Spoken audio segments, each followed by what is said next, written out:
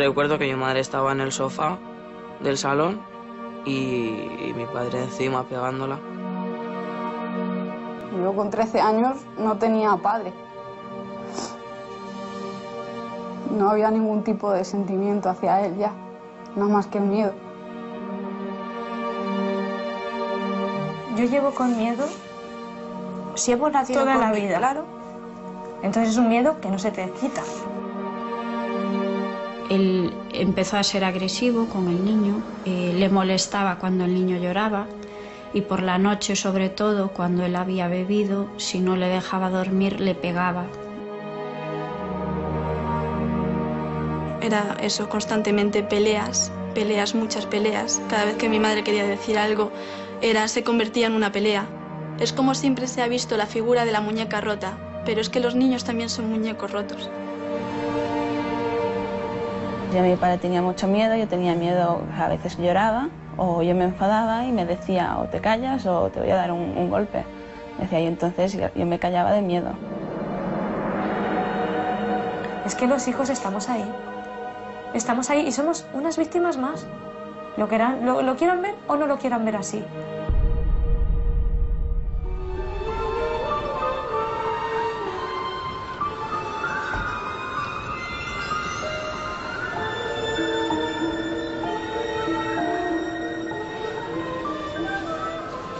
Se estima que en España en el último año al menos 840.000 niños y niñas han estado expuestos a la violencia de género sufrida por sus madres. Suponen más del 10% de los menores residentes en nuestro país, pero estas cifras son cálculos aproximativos, porque ni en las estadísticas ni en los informes sobre violencia de género aparecen los menores, son las víctimas invisibles.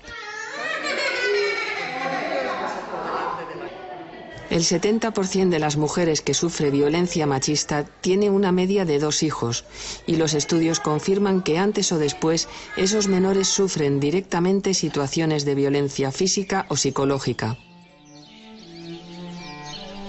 Convivir con el miedo es una situación límite que tiene un alto precio para un niño o una niña cuya personalidad está en pleno desarrollo. Mamá, solo quiero ser un niño. No quiero tener miedo en casa. Dormir tranquila, sin escuchar gritos ni golpes. Cateo porque no puedo estudiar. Los expertos aseguran que cuando una mujer sufre violencia de género y es madre, en su casa hay más de una víctima y que son precisamente los hijos de esa mujer los que viven en una mayor indefensión. Los menores no pueden escapar de la violencia, no pueden pedir ayuda, no pueden rebelarse, no pueden enfrentarse al violento. Solo pueden esperar a que lo hagan sus madres, que en muchas ocasiones no están en condiciones de reaccionar y tomar las riendas de su vida.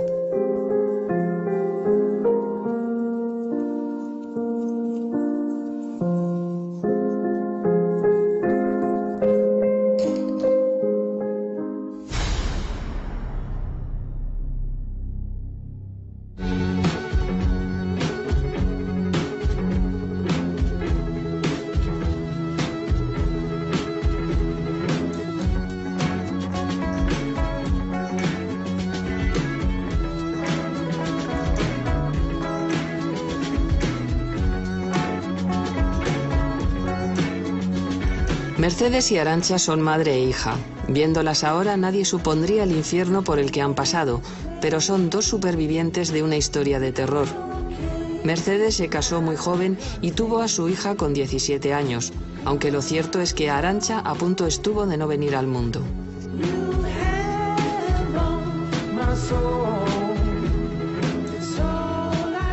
La primera situación más violenta fue en la luna de miel. Estaba embarazada de Arantxa y me pegó una paliza. Tuvimos que volver de la luna de miel porque tuve una amenaza de aborto. Y así constantemente, luego ya fue un ir y venir. Durante 16 años sufrió el maltrato físico y psicológico de su marido, un maltrato que luego se hizo extensivo a Arantxa y a los 2 hijos que el matrimonio tuvo después. Claro que le quería, era mi padre. Pero llegó un momento que ya no era querer, era miedo. A mí solo me quería para utilizarme en contra de mi madre. Yo sentimiento de querer no recuerdo.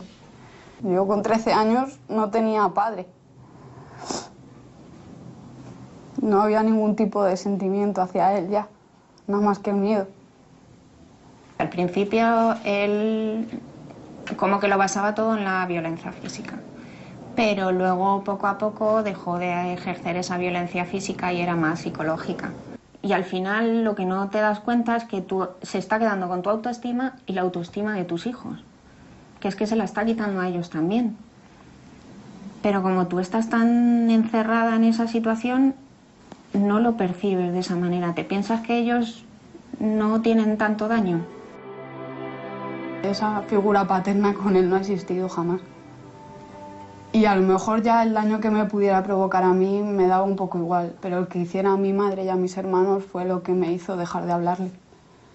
No sé, a lo mejor protegerles a ellos en mi pequeña manera, porque no podía hacer otra cosa. Arantxa la machacaba mucho con que no era su hija. Era constante, cada 2 por 3 la estaba diciendo: tú no eres hija mía, tú eres hija de otra persona. Porque soy muy morena como mi madre, por eso ya no era su hija. La complicada situación de la familia se hizo insostenible cuando Arantxa, ya una adolescente, se enteró de que su madre estaba de nuevo embarazada. Supe ya que algo no iba bien. Es más, creo que hasta dejé de hablarle a ella, no lo recuerdo bien, porque la dije que por qué metía a otro bebé más, por qué nos hacía eso. Que la culpa sé que no era suya, pero que por qué tenía que aguantar otra persona más lo que nosotros aguantábamos. Y ya cuando vi que embarazadísima la agarraba de los pelos y la bajaba hasta el suelo, dije: yo con esta persona no quiero estar. Y fue cuando dejé de hablarla, cuando tenía 13 años.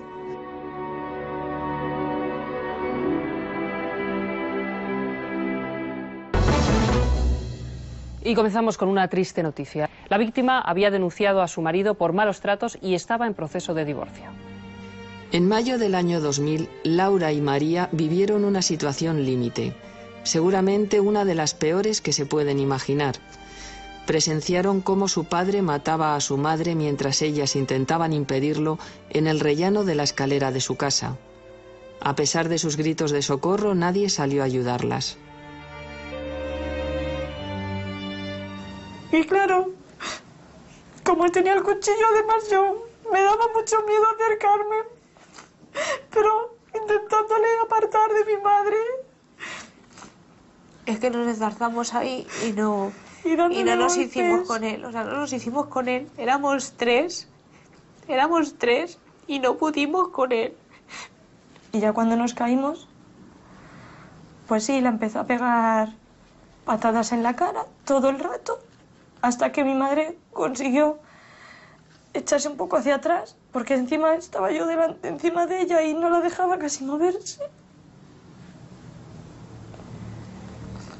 Y según se incorporó un poquito, la empezó a apuñalar. Y encima la estaba insultando. Todo el rato gritando la hija de puta, según la apuñalaba. Laura y María se propusieron borrar de sus recuerdos la imagen del asesino. A él le condenaron a 27 años de cárcel, pero a partir del 8º empezó a disfrutar de permisos penitenciarios, por lo que ellas viven con el temor de que en cualquier momento reaparezca. La terrible historia de estas dos hermanas y su madre, cruelmente asesinada por su marido, había empezado mucho tiempo atrás. Durante años, el padre las controló, atemorizó y amenazó a las tres. La convivencia era muy difícil, muy tensa. Sí, yo la definiría como eso, como una continua tensión de a ver cómo viene, a ver qué nos dice, a ver por dónde nos sale y sobre todo como que tienes siempre el temor de que va a hacer algo, pero siempre tienes un poco la esperanza de que no lo va a hacer, hasta que finalmente sí que lo hizo, claro. Es que no hay nada que a un maltratador le valga. Cuando quiere tener una pelea, la va a tener. La va a tener porque la busca constantemente y va a buscar cualquier pretexto, le va a servir para que desencadene en una discusión o en una paliza. La violencia que ejercía con nosotras era sobre todo psicológica, porque tú ya le conoces y vas viendo hasta qué punto puedes llegar. Entonces no te vas a exponer a superar ese límite.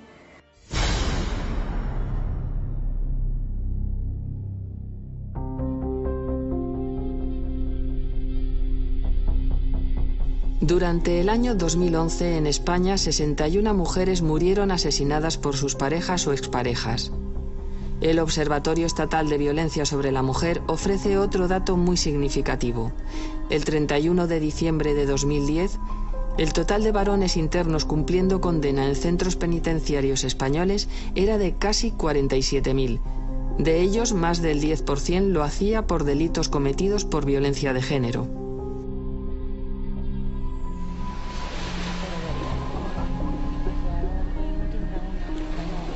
Seis años y medio estuvo en la cárcel el exmarido de Isabel.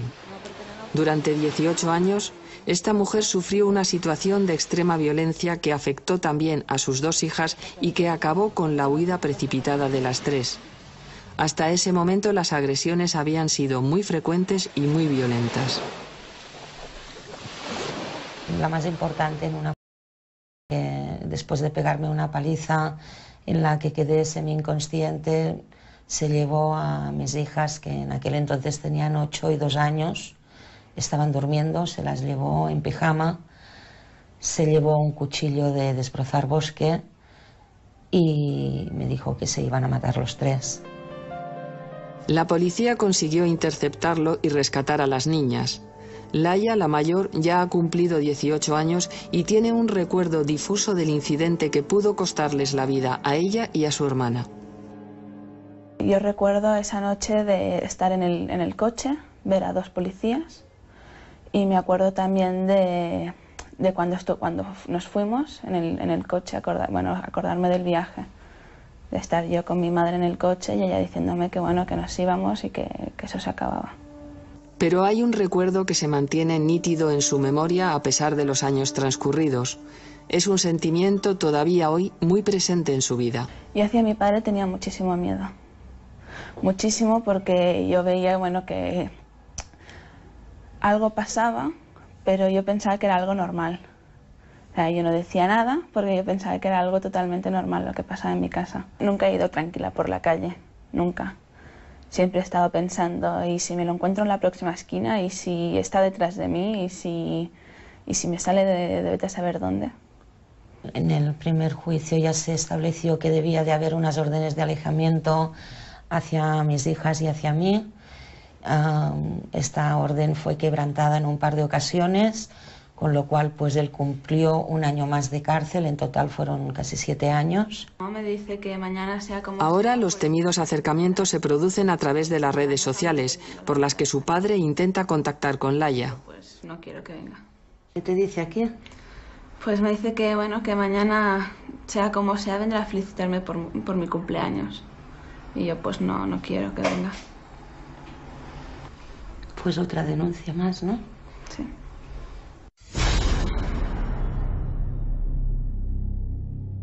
La exposición a la violencia de género ejercida sobre sus madres es un claro tipo de maltrato contra los menores. Las organizaciones que trabajan en los derechos de la infancia mantienen que se les debe considerar víctimas directas y aplicárseles los mismos sistemas de protección que a las mujeres. Sin embargo, ni siquiera existen datos del número de órdenes de alejamiento sobre menores que hay en vigor.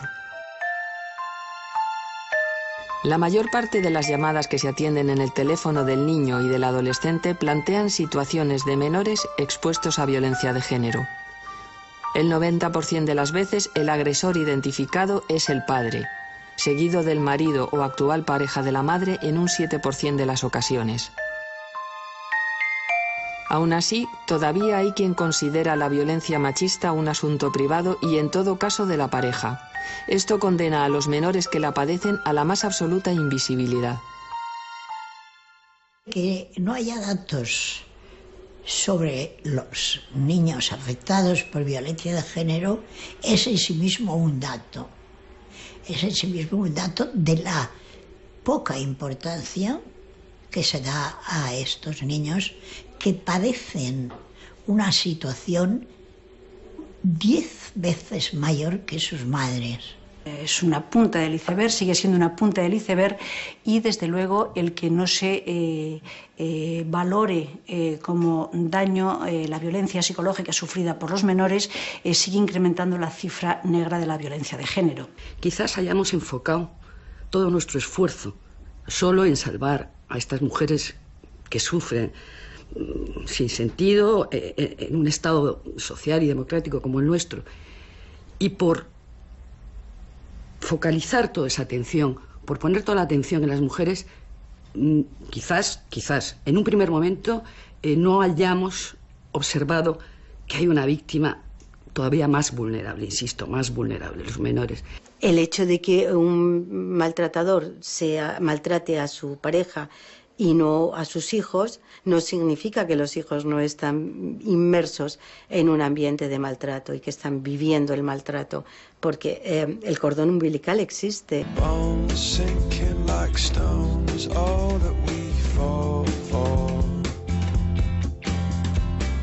Naima tiene 20 años y estudia técnico en emergencias sanitarias. Con solo 6 años presenció cómo su padrastro agredía salvajemente y violaba a su madre.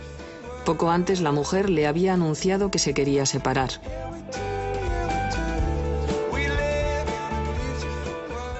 Mi madre no lo sabe, que lo vi, pero escuché gritos y me levanté, era de noche, y lo vi. Cuando lo vi me volví a la cama corriendo. Pero esa fue la primera vez que yo le vi pegar a mi madre. Al ver eso, pues con 6 años lo único que se me ocurrió fue irme a la cama y taparme y esperar. Hasta que el hombre se fue a trabajar no pudieron llamar a una ambulancia que se llevó a la madre de Naima al hospital. La niña se quedó durante horas sola en casa con su hermana de 2 años, hija del agresor. Esa mañana yo lo único que sabía a ciencia cierta es que estaba con mi hermana y lloraba y yo no sabía por qué lloraba. O sea, a mí nadie me dijo por qué me tenía que quedar yo sola o dónde iba mi madre o quién iba a venir a mi casa después. La paliza fue tan brutal que le rompió el bazo y estuvo 9 días ingresada en el hospital. A él le impusieron una pena de 14 años, pero la cárcel no ha acabado con la pesadilla porque ya ha cumplido la condena y ahora reclama sus derechos como padre. Ha salido de la cárcel después de 14 años y ha pedido la custodia compartida de mi hermana y visitas. Después de tanto tiempo, y mi hermana no le conoce, no sabe quién es. O sea, tenía 2 años cuando dejó de verle. No ha mantenido ningún tipo de contacto, ni por carta, ni por teléfono, ni nada.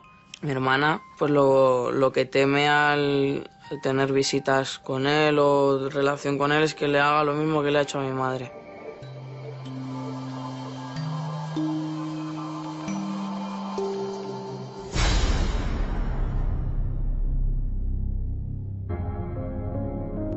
Los juzgados de violencia sobre la mujer son los que determinan las medidas civiles relacionadas con la guarda y custodia, que asigna a quien se hará cargo del cuidado y asistencia diaria de los menores, así como del régimen de visitas de los hijos con el otro progenitor. Se trata de un tema controvertido en el que hay opiniones y sensibilidades muy diferentes. Hemos estudiado un número importante de sentencias de audiencias provinciales de revisión de recursos sobre guarda y custodia y sobre régimen de visitas, y hemos comprobado con mucha sorpresa y con preocupación que la variable de la violencia de género no se tiene en cuenta, o al menos no aparece reflejada de manera expresa en la motivación de las decisiones judiciales. Si esa persona que ha podido cometer un delito de maltrato le quedan restos de sensibilidad, de humanidad, lógicamente será hacia sus hijos hacia los que deba mostrarlos, ¿no? Entonces, ¿por qué no? poder facilitar esa relación en la medida de lo posible. Las resoluciones que concreten, que doten de contenido el interés superior del menor, tienen que huir de prejuicios preconcebidos, como pueden ser el hecho de que es un beneficio en todos los casos el que el menor, la menor, cuenten con su padre y con su madre. Esto es así siempre que el modelo de relación familiar sea un modelo respetuoso con los valores constitucionales. En cualquier caso, hay que tener en cuenta que es el único padre que tienen esos niños. Entonces, por una condena de maltrato, le haría yo la pregunta al revés, por una condena de maltrato, hay que cortar inmediatamente la posibilidad de que ese condenado pueda relacionarse con sus hijos.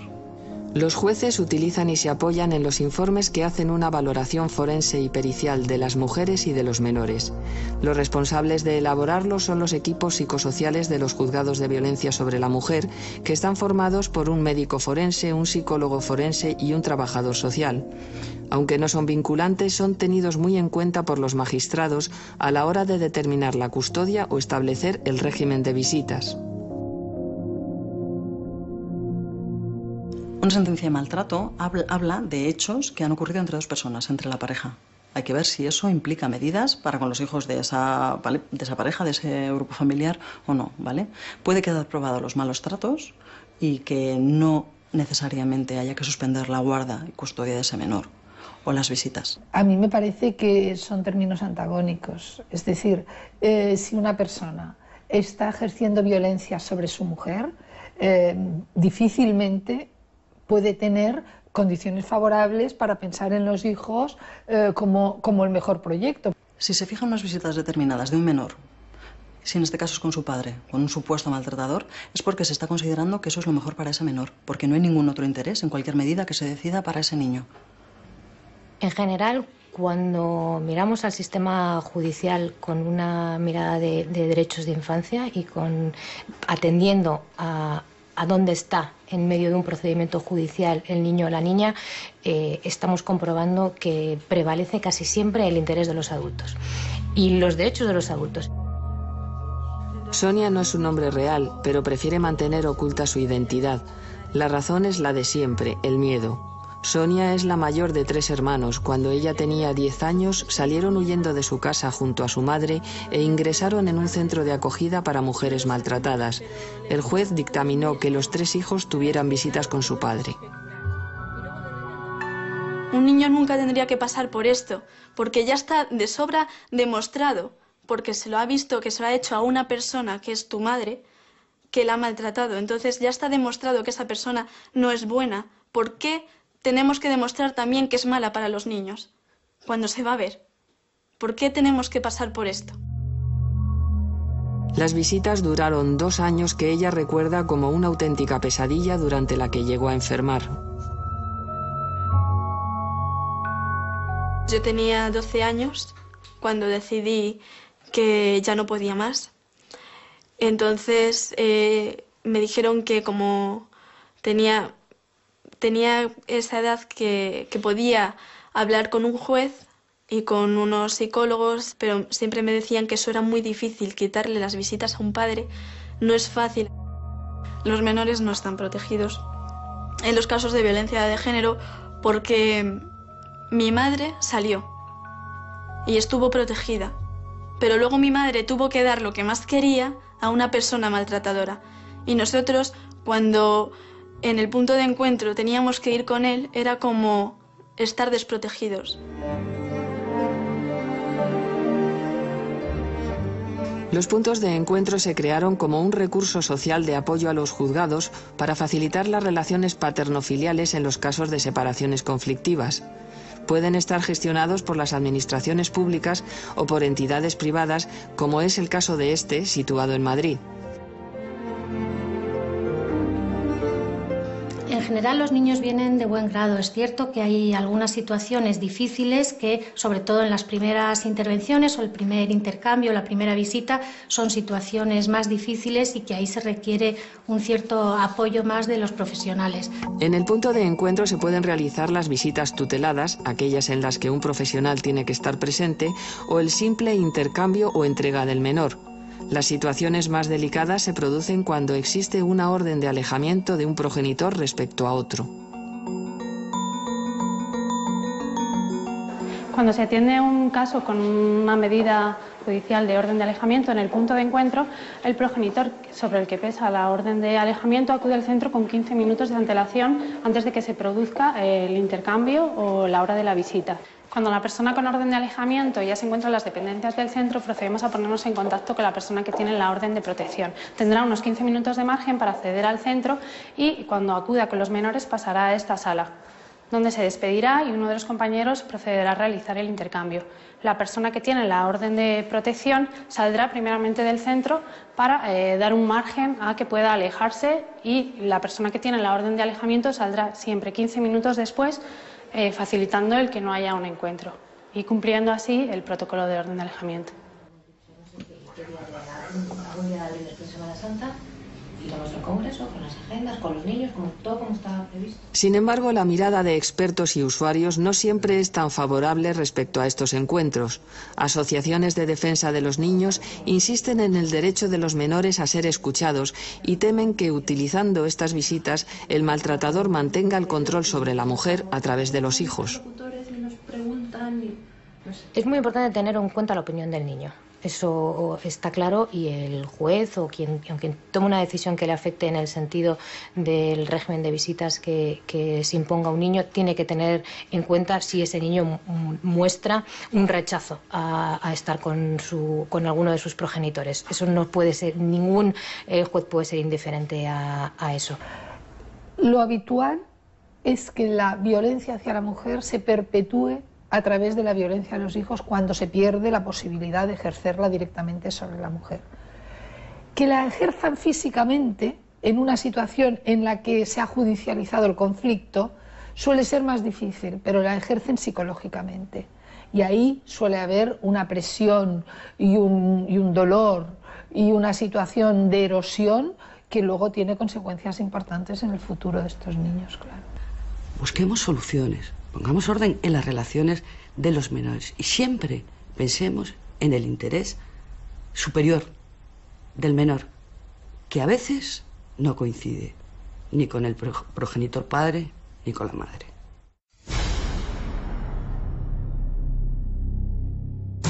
Un hombre ha matado esta madrugada a su mujer y a su hijo de 16 años y luego se ha suicidado. La pareja se estaba separando. Un hombre de 36 años se ha entregado a la policía y ha confesado haber matado a su pareja de 46 y al hijo de ella de... El crimen se conoció el miércoles cuando la hija de la víctima, una niña de 9 años, encontró el cuerpo al volver del colegio. Muchas veces el tipo de violencia que padecen los hijos de mujeres maltratadas por sus parejas o exparejas es psicológica, pero también es fácil que se traspase ese umbral y los menores sufran directamente las agresiones que en ocasiones llegan a ser mortales. Los datos oficiales dicen que en 2010 en España 6 menores murieron junto a sus madres a manos de su padre o pareja de la madre. En 2011 fueron 3 los niños asesinados en similares circunstancias.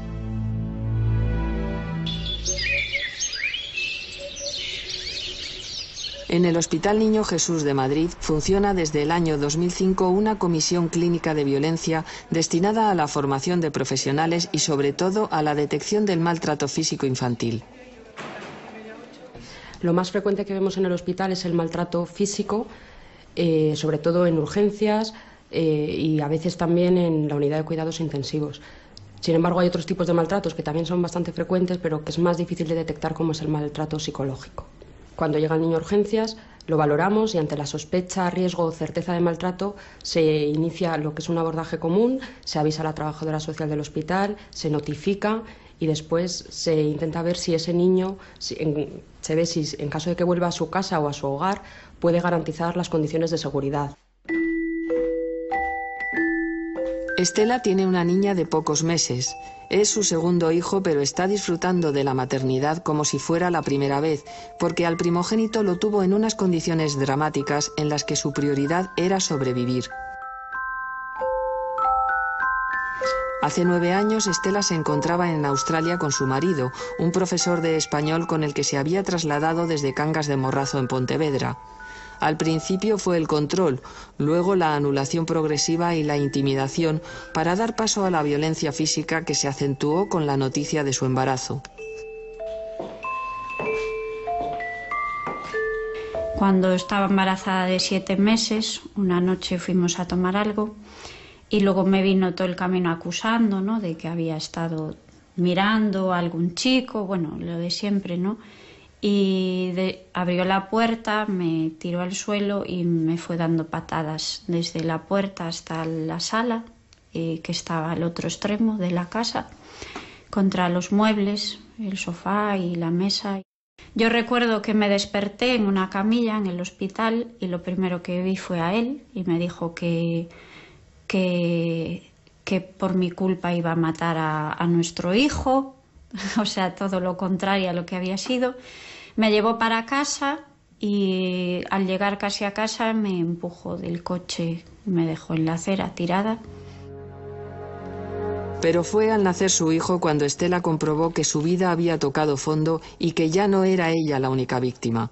Durante año y medio el pequeño también fue objeto de las iras de su padre. Empezó a portarse mal con el niño. Yo hasta ese momento no veía tanto el daño que me estaba haciendo, pero cuando lo vi en tercera persona fue como ver una película. Entonces me di cuenta realmente de que nuestras vidas, la mía y la de mi hijo, corrían peligro y que era muy malo, o sea, que era una mala persona, que era como tener al enemigo en casa. Si no le dejaba dormir, le pegaba, le daba azotes por todo el cuerpo hasta que le dejaba el cuerpo rojo. Yo la primera vez que sucedió eso me di cuenta de que tenía que acabar esa situación porque lo veía a un niño indefenso y que no se merecía eso. Alguna vez que yo le decía algo, ¿no?, pues no me parece bien esto o tal, entonces él cogía al niño muy fuerte y me amenazaba, ¿no?, con quitármelo. Entonces si yo seguía hablando, él apretaba todavía más al niño. Entonces, como yo no quería que le hiciera daño, me callaba. Con la ayuda de una amiga, Estela y su hijo salieron huyendo de Australia. Volvieron a España e ingresaron en un centro de acogida. Hoy el niño tiene 8 años y es feliz. Salió lo suficientemente pronto como para no tener recuerdos de la situación de violencia en la que vivió los primeros meses de su vida.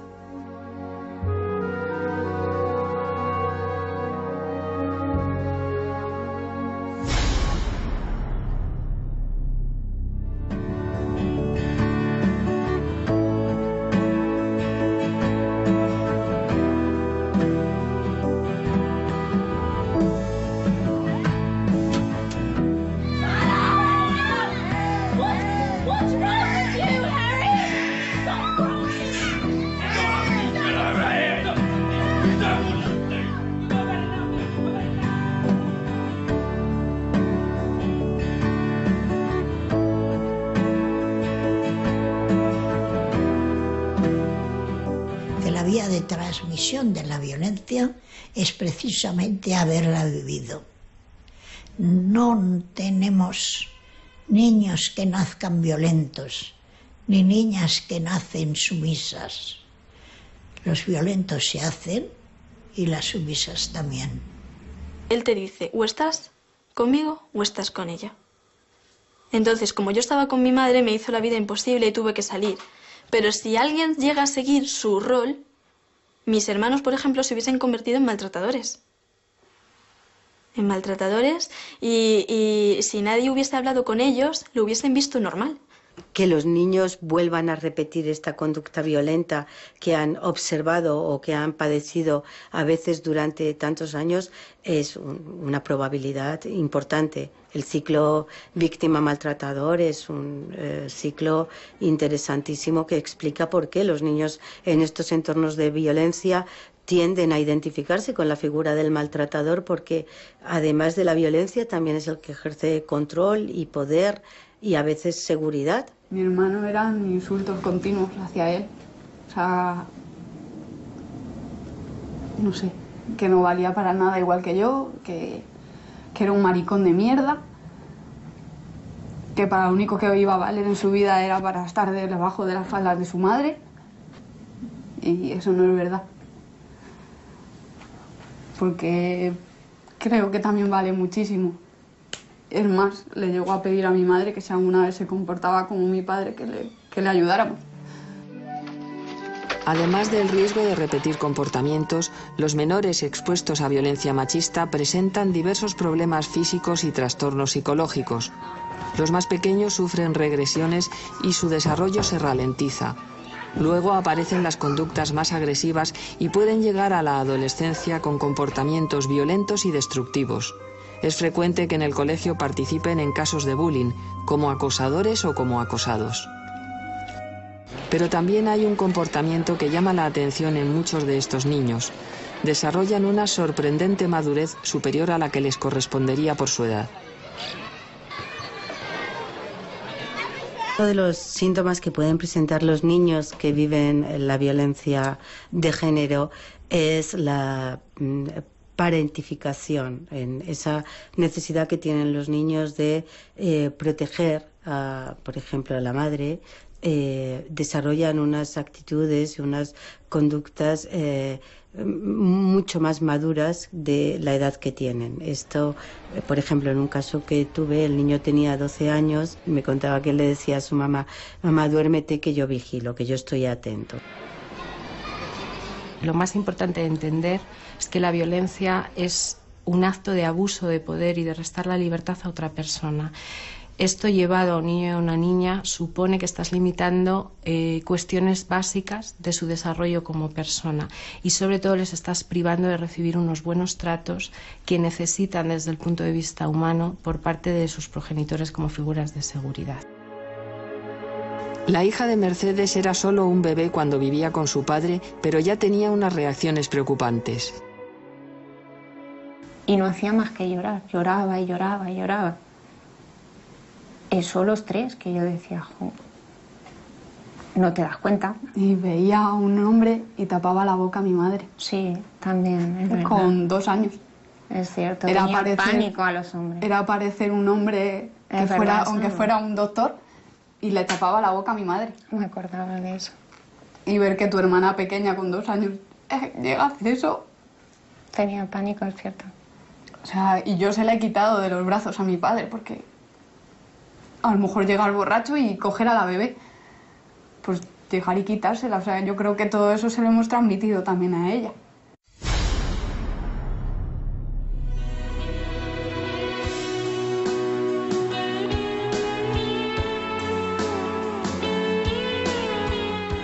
Inevitablemente, el destino de los menores de edad expuestos a violencia de género está vinculado al de sus madres. Si tienen suerte de que las mujeres cuenten con la fuerza y los apoyos necesarios para huir, ellos tendrán que enfrentarse al trance de dejar su casa, su colegio y sus amigos para alejarse del violento. Pero si no es así, seguirán condenados a vivir en el terror. Tras un nuevo episodio de violencia en el que tuvo que intervenir la policía, Mercedes y sus 3 hijos huyeron de su casa sin volver la vista atrás e ingresaron en un centro de acogida para mujeres maltratadas. Fue muy duro. Salir de casa fue muy duro porque tienes que dejar a toda tu familia, a todos tus amigos, no decir dónde estás y sentirte culpable tú de algo que tú no has hecho. Y sin embargo ese sentimiento de culpa me ha durado muchos años. Y salir sin nada, porque salimos con la ropa puesta, como si fuéramos meros ladrones o... no sé. Es una sensación muy dura. Muy dolorosa. Es que ni siquiera los biberones del bebé. Los niños cuando llegan al centro suelen reproducir la conducta y el comportamiento que observan en sus madres. Si una madre llega con actitud de seguridad, de tranquilidad, con la expectativa de un cambio, eso enseguida se le nota a los niños. Ellas vienen nerviosas y con ansiedad. Los niños y las niñas lo suelen manifestar. Aun con todo y con eso, normalmente son los que primero se adaptan porque perciben que hacen un traslado de un entorno de riesgo a un entorno de seguridad, y eso es lo más importante para ellos. Después de varios intentos, hace 11 años que Isabel y sus 2 hijas también salieron de su casa y empezaron una nueva vida a muchos kilómetros de distancia en un centro de acogida. Las evidencias fueron tan rotundas que el juez le retiró al padre la patria potestad de las 2 hijas. La patria potestad es el conjunto de deberes y derechos de los padres en relación a los hijos. Se ejerce por ambos progenitores y solo en casos extremos se le retira a uno de ellos. Es independiente de la guarda y custodia, que se refiere al cuidado diario de los menores. Pues la suerte de mis hijas ha sido que no han tenido visitas obligatorias con el maltratador, porque esto es un maltrato que sigue a los niños después de la separación. O sea, cualquier padre maltratador no es un padre, es el peor referente para ellos, y además ellos lo recuerdan perfectamente. No entiendo cómo ningún juez puede obligar a hijos de maltratadores a ir a unas visitas, aunque sea bajo vigilancia. Y más por eso, porque un padre que tiene que ser vigilado no puede ser un padre, no puede ser un referente. En el centro lo que hacíamos sí que jugábamos, pero a veces sí que nos daba por sentarnos y contarnos las historias de cada uno, y era como si hiciésemos terapia nosotros solos. Porque, bueno, uno te contaba lo que le había pasado a él, la otra también te contaba, pues a mí me ha pasado esto, y entre nosotros hablábamos y era una forma de apoyarnos entre nosotros. Pero la historia no ha terminado y el miedo continúa, porque además de saltarse las órdenes de alejamiento a través de las redes sociales, el exmarido de Isabel sabe dónde viven. Yo la última vez fue el año pasado, todavía estaba en vigor la orden de alejamiento que ahora ya no tenemos. Bajaba yo con mis muletas porque tenía una lesión y me lo encontré en la puerta de la calle. Yo quiero pensar de que podría hacer algo, de que podría llamar o lo que fuese, pero yo sé que me quedaría paralizada. Me quedaría paralizada del miedo y no sabría cómo actuar. Cuando la madre de Naima pudo salir del hospital después de la tremenda paliza que le dio su marido, volvió precipitadamente a su casa para recoger algunas cosas, las imprescindibles, y junto a sus 2 hijas también huyó. Cogimos 4 o 5 cosas, 4 trapos, 2 muñecos, y nos fuimos corriendo al centro sin mirar atrás. O sea, nos dejamos un montón de cosas, perdimos todo. Yo pues perdí muchísimas cosas allí.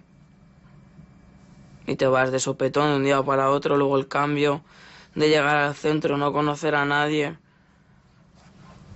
Hasta ahora que ha salido de la cárcel hemos tenido una vida tranquila, pero ahora que ha salido de la cárcel y ha dado señales de vida pidiendo custodia y visitas y esto, pues la situación se pone un poco tensa, empiezas a tener un poco de miedo, a mirar a tus espaldas.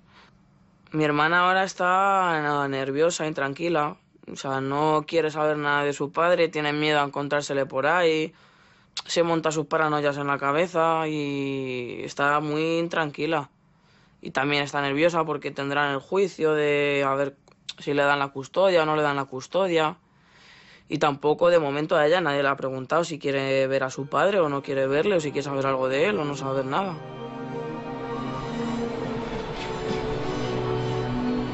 Estas fotos son de poco antes de irme de Australia. Se me ve súper triste. Hace 7 años que el bebé de Estela llegó huyendo desde Australia en brazos de su madre, una mujer destruida que en aquellos momentos pesaba 43 kilos. Yo no tenía ganas de vivir, ni veía ningún motivo para hacerlo. La única fuerza que yo tenía era mi hijo y me propuse que aunque solo fuera por él, iba a luchar. Tenía 18 meses y estaba muy asustado. El niño, que gateando se escondía cada vez que oía que su padre llegaba a casa, tardó tiempo en conseguir relacionarse con su entorno sin temor. Él era un niño muy tímido, un niño inexpresivo y un niño que nunca se reía. Era un niño desconfiado. Luego sí que le quedó una secuela hasta, pues no sé, los 2 años, 3. El padre tenía barba y bigote y cuando veía a un hombre parecido se ponía a llorar casi gritando, desconsolado y lo tenías que coger en brazos y calmarlo.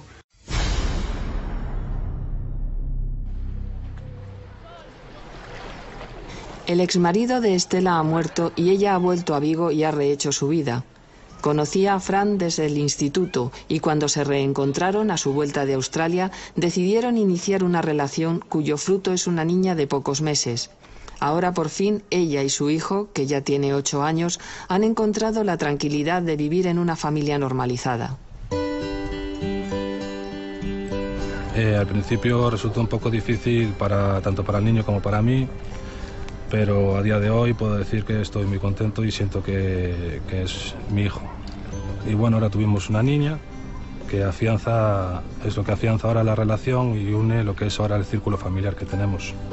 Doy gracias por conocer a esta mujer tan maravillosa, una superviviente, que gracias a ella soy lo que soy hoy en día.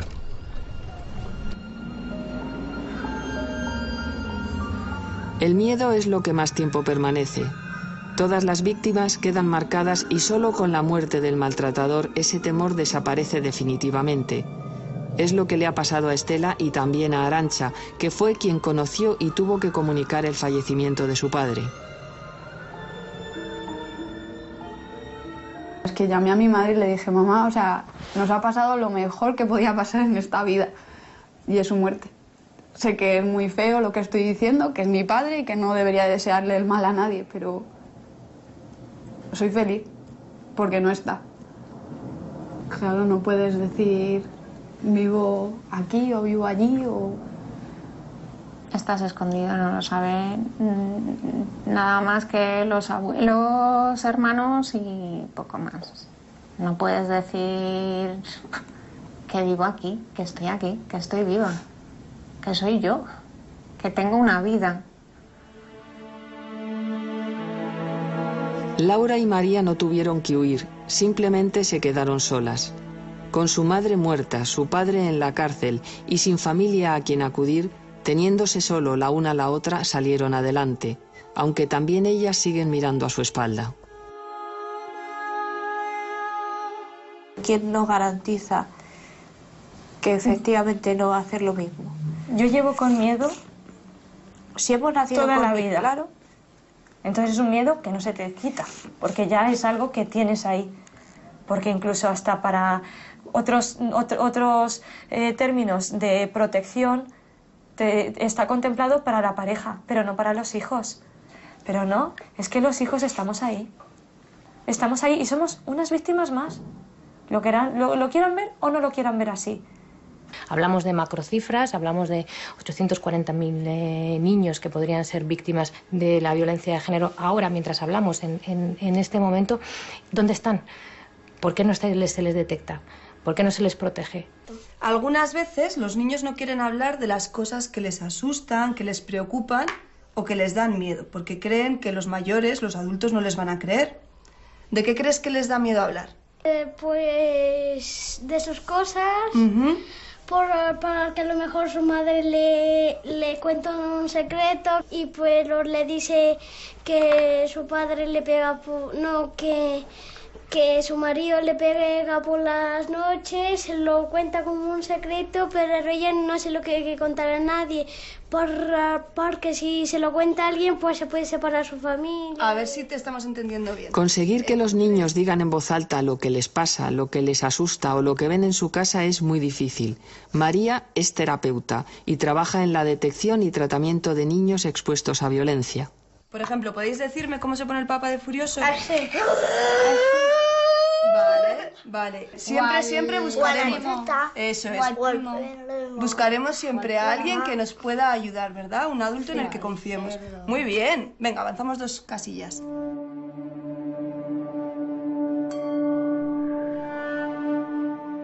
Otra forma en que los pequeños incapaces de verbalizar su situación suelen expresar el miedo, la rabia y la inseguridad en la que viven es a través de los dibujos, un sistema muy eficaz para detectar una realidad oculta.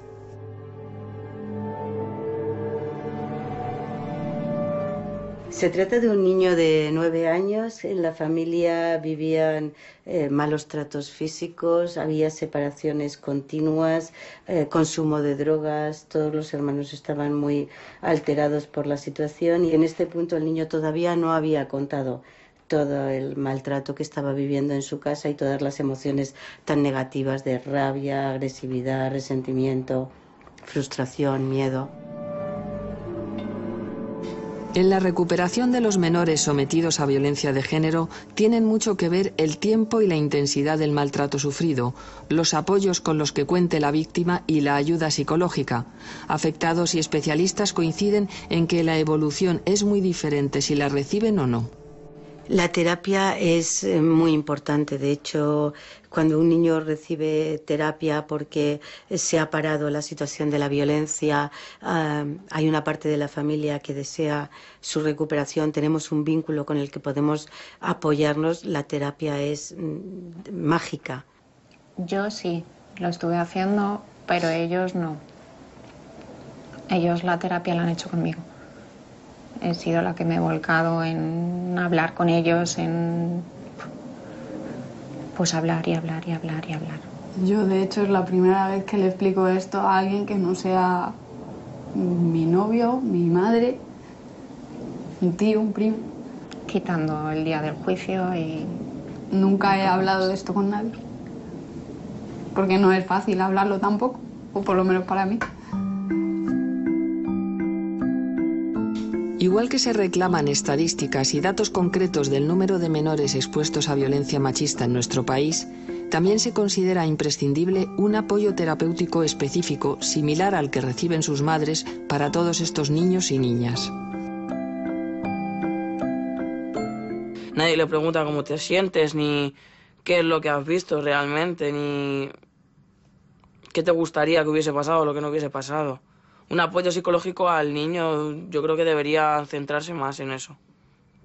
Cuando la violencia de género está en una casa y hay hijos y hay que tomar medidas, a los hijos se les tiene que explicar lo que está ocurriendo. Tienen que saber lo que ocurre y que esto no es normal.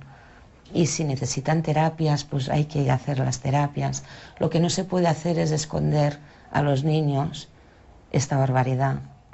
Hice terapia, también tenía mi psicóloga y luego también, bueno, nos hicieron hacer un curso ahí en el centro, pues enseñándonos que, bueno, todo se podía solucionar con la palabra y de que lo que yo había vivido hasta entonces no era normal. Yo no me veía capacitada para hacer una vida normal, entonces opté por irme al centro. Yo sabía que necesitaba mucha ayuda psicológica. Tenía que reconstruirme a mí misma y volver a encontrarme. María y Laura tuvieron que trabajar muy duro para superar la imagen de su padre matando a su madre ante sus miradas impotentes. Cuando pasó lo de mi madre, pues a continuación nos metieron en terapia psicológica. Y tuvimos que estar incluso yendo varias sesiones por semana. Aparte ya del suceso en sí, porque claro, nosotras veníamos sufriendo una situación de tensión desde pequeñas. Entonces, claro, por un lado tenías el alivio de que no le íbamos a volver a ver, pero claro, tenías la pena de que habías perdido a tu madre. Y encima en esa circunstancia, porque si hubiera sido de otra forma...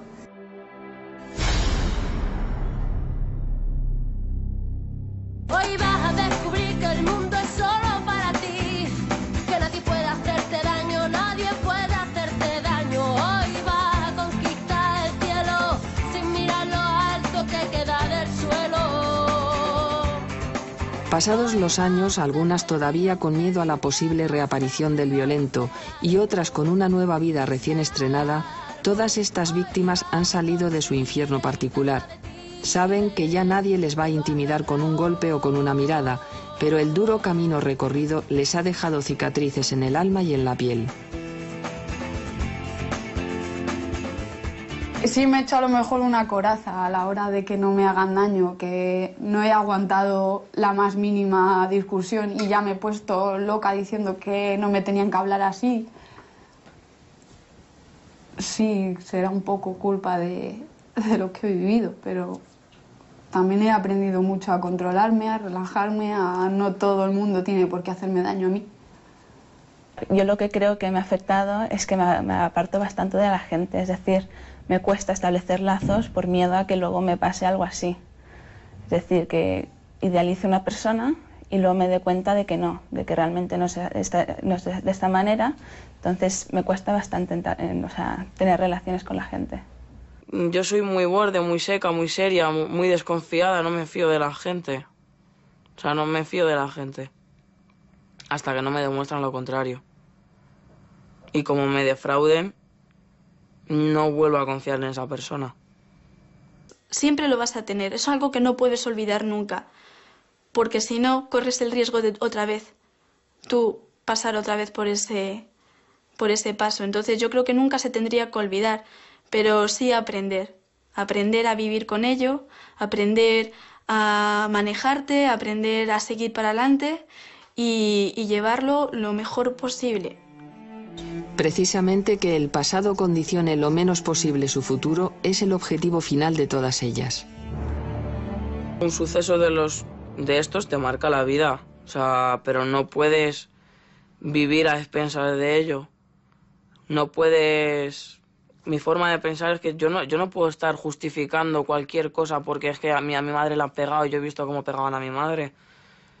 O porque he vivido fuera de mi casa, o sea, no he tenido una casa, un domicilio, una familia estable. Efectivamente, mi madre no hubiera